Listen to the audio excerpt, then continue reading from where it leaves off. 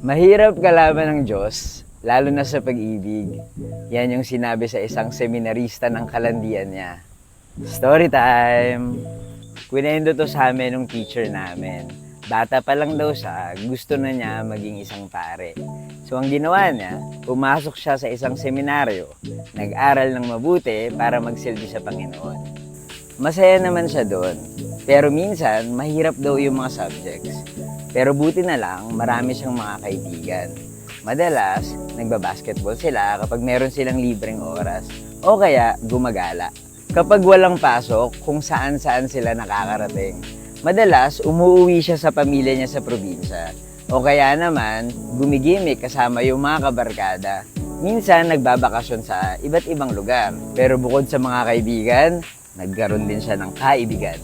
Nakakilala siya ng isang magandang dalaga. Nagkita sila sa isang community kung saan tumutulong yung teacher kong seminarista. Pagkatapos ng event, lagi na silang nagkikita. Minsan, magkasama silang kumakain ng lunch o kaya dinner. Nagkamabutihan yung dalawa. Kaya lang, merong problema. Yung teacher ko, gusto niya talaga maging pare. Pero, dumating yung pag-ibig. Hindi na niya alam kung ano ang gusto niyang gawin. Pero kailangan niyang harapin yung mabigat na tanong. Magpapari ba talaga siya? O iiwan niya ang lahat ng pangarap niya para sa pag-ibig? Sabi nung babae, tatanggapin daw niya kung ano yung magiging desisyon ng teacher ko. Dinagdagan pa niya. Sa bagay, mahirap nga naman kalaban ng Panginoon, lalo na sa pag-ibig. Hindi pa uso yung cellphone noon at ang usapan nila, kailangan nilang magkita isang gabi sa may gate ng simbahan. Kapag dumating yung seminarista, ibig sabihin, tuloy ang pagmamahalan nila. Pero kung hindi, pinili nung teacher ko yung pagpapare.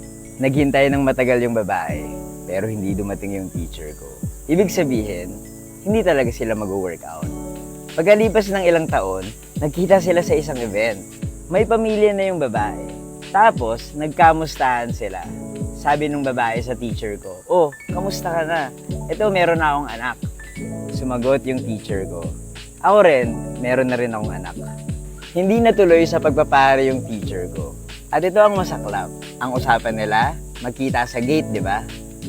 Sa kabilang gate pala naghintay yung teacher ko. Kaya hindi sila nagkatuluyan. Pero okay lang yun. Siguro, not meant to be.